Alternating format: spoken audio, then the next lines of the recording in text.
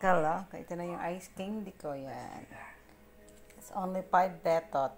Ayan guys, single na. Oh, ganyan ka 5 pesos, di ba? Di ba? Siguro tomorrow, na to, di ba? Matigas na siya. Kasing tigas ng ulo niya. Joke. Ayan, makalaka.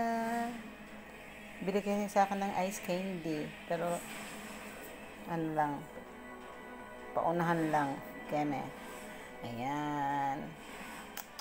Lalagay ko na to sa ref. Diba? Actually, meron naman akong konting na, na dilensya. Ayan. Tama lang. Pang, lang to, siguro, tama lang yung ko. Konti lang yung ginawa ko. Ayan. Lagay ko na sa ref. Bye mo na mga kaloka. Bili ka ng ice candy. 5 petot only.